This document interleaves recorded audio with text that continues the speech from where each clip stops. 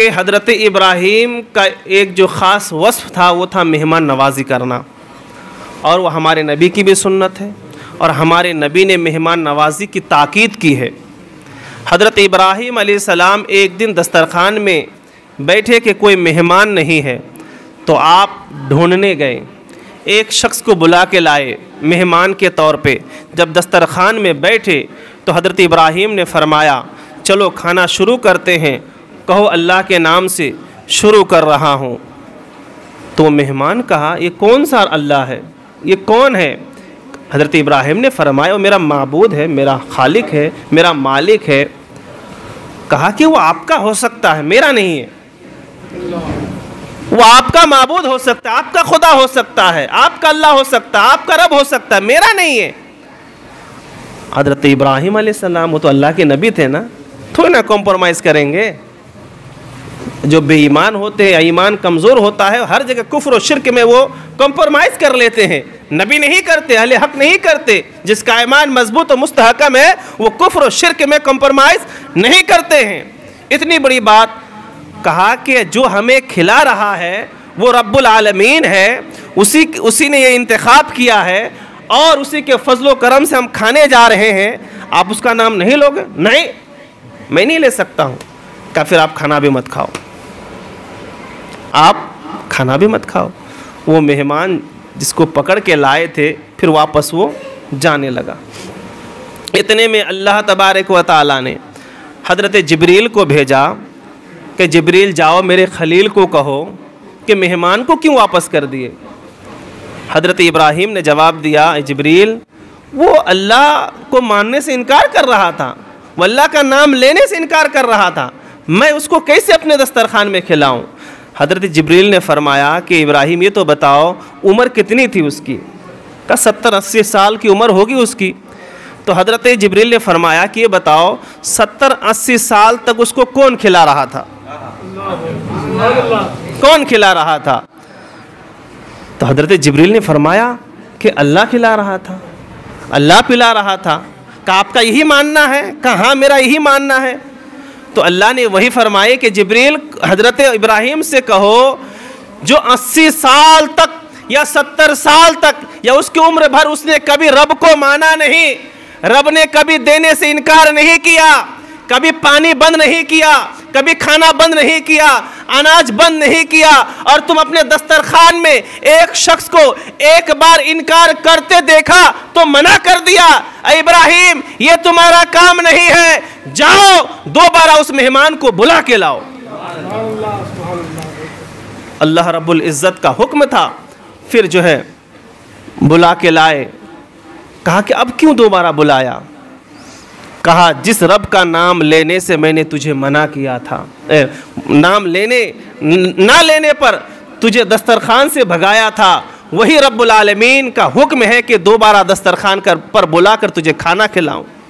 वो शख्स कहता है क्या वाकई तुम्हारे रब ने मेरा नाम लिया, मुझे दोबारा बुलाने का हुक्म दिया?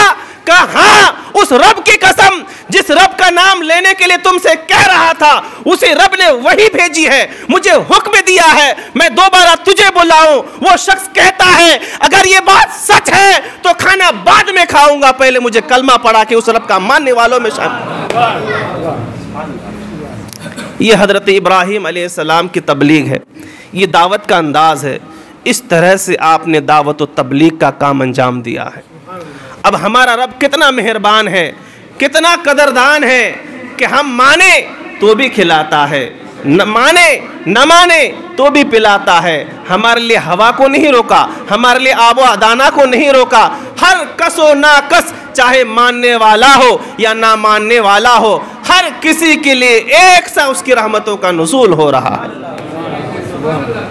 हमारा वो रब है और वही रब हज़रत इब्राहीम अलैहिस्सलाम का निगहबान और मुहाफिज है। हज़रत इब्राहीम अलैहिस्सलाम इस तरह से मेहमान नवाजी करते थे। और आपके नबी, हमारे नबी सल्लल्लाहु अलैहि वसल्लम ने ताकीद दी है कि जब मेहमान आए उसका जो है खैर मकदम करो, स्वागत करो, इस्तकबाल करो, खुश हो जाओ। जब मेहमान आते हैं रहमतों को लेके आते हैं, बरकतों को लेके आते हैं, अपनी रोजी लेके आते हैं, और जब वो जाते हैं सबके गुनाहों को बख्शिश का वो ज़रिया बन जाता है।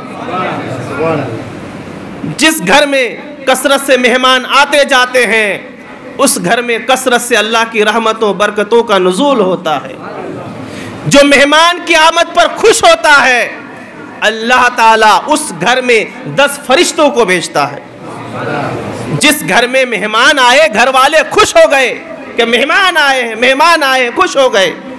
अब उसमें तमीज़ नहीं होनी चाहिए मेरा वाला ये तेरा वाला है, बस मेहमान मेहमान है। अपने वाला आए तो खुश हो गया, ससुराल वाला आए तो नाराज़ हो गया। कभी ससुराल वाले आए तो खुश हो गए, अपने वाले आए, साली आई तो खुश हो गया, बहन आई तो नाटक शुरू हो गया। कभी अपना जीजा आया तो खुश हो गया, साड़ो आया तो नाराज़ हो गया। नहीं, मेहमान मेहमान होते हैं, मेहमान नवाजी की जाए।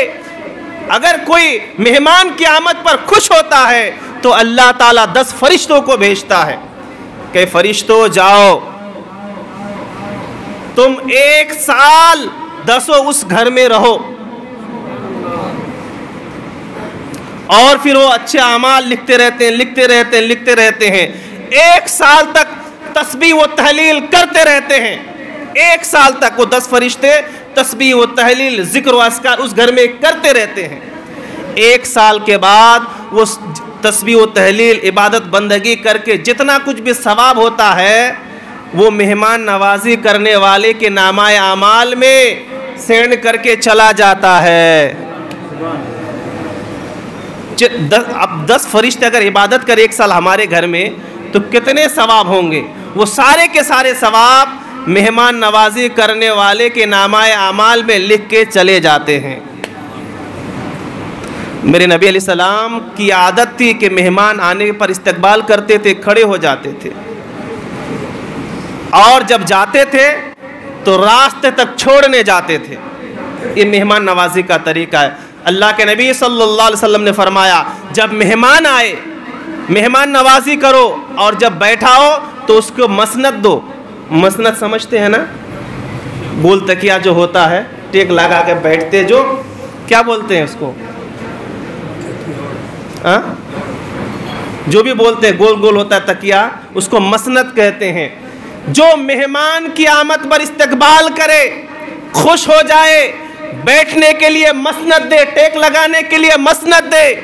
अल्लाह के रसूल अलैहिस्सलाम ने फरमाया अल्लाह ताला उसके सारे गुनाहों को बख्श देता है। तो मेहमान नवाजी करेंगे ना, ये ना सोचे हम कैसे खिलाएं। नहीं, मेहमान आता है अपनी रोजी लेके आता है, रहमतों बरकतों को वो लेके आता है। हमारा शुमा कुछ नहीं है, हमारी औकात नहीं हम किसी को खिलाएं। हम किसी को खिला पिला नहीं सकते हैं, वो अल्लाह ज़रिया बनाता है।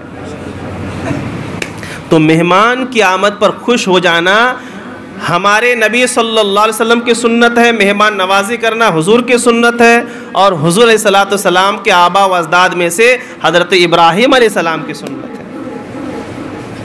अल्लाह पाक हम तमाम को मेहमान नवाजी की तौफीक अता फरमाए।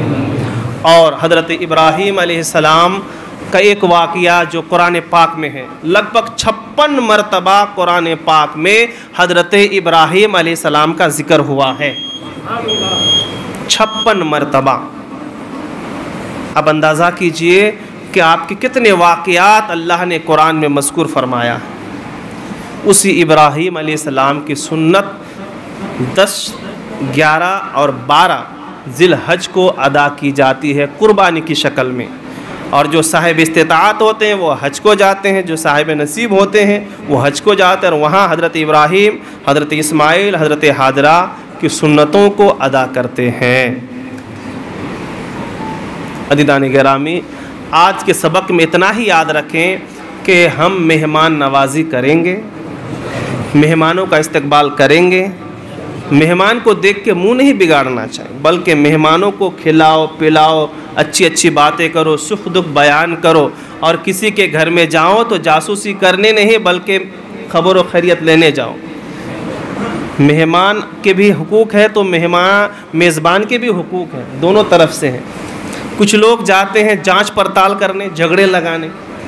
नहीं, मेहमान बनो तो उसके भी हुकूक है। पहले दिन मेहमान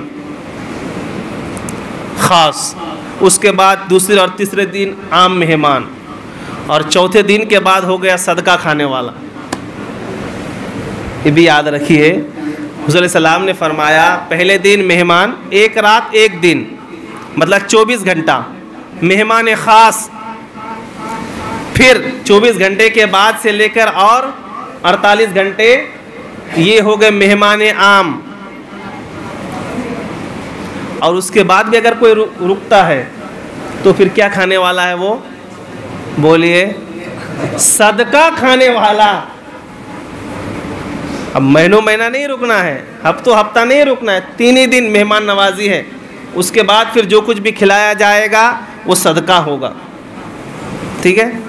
अब किसी के यहाँ जाएं तो बड़ ना करें, बल्कि मेज़बान की कैफियत को देखें, उनके घर में क्या चल रहा है, क्या हो रहा है। अब उसके घर में किसी को ये सब बातों से नफरत है, वही बातें ज़्यादा कर रहा है। इसी तरह मेज़बान को भी चाहिए कि मेहमान के सामने वही बातें करे जिससे उसका दिल खुश हो। और मेहमान नवाजी में ये भी है कि भाई आप क्या खाएंगे। अब उसको बिरयानी पसंद नहीं, ज़बरदस्त आप बिरयानी खिला रहे हैं, वो भी तो नहीं चलेगा ना। आप क्या खाएंगे। और मेहमान का भी ये काम है कि दिल खोल के बोले हाँ मैं ये खाऊंगा, नहीं तो मन है बिरयानी खाने का है, दाल चावल बना लो, इधर कुछ इधर कुछ। ठीक है, बिरयानी बना सकते बना लो, दाल चावल भी चलेगा। ठीक है। तो पूछने का भी हक है, तो बताने का भी हक है। और मेहमान बन के गए तो हमारी वजह से झगड़ा नहीं होना चाहिए, उनके घर में फसाद नहीं होनी चाहिए, बल्कि उनका घर और उनके घर का माहौल अच्छा बनना चाहिए। वरना कुछ मेहमान ऐसे होते हैं घर में जाके झगड़े लगाते हैं, कुछ मेज़बान ऐसे होते हैं कि मेहमान जाने के बाद घर में झगड़े होते हैं। तो ऐसा नहीं होनी चाहिए। और मेहमान में तफरीक नहीं होनी चाहिए कि मेरा वाला ये तेरा वाला है। मेहमान मेहमान होते हैं। ठीक, मेहमान की आमद पर खुश होना चाहिए, उनका इस्तकबाल करनी चाहिए। ये नबी पाक अलैहिस्सलाम की तालीमात में से है, इस्लाम की तालीमात में से है, ये अंबिया अलैहिमुस्सलाम की तालीमात में से है।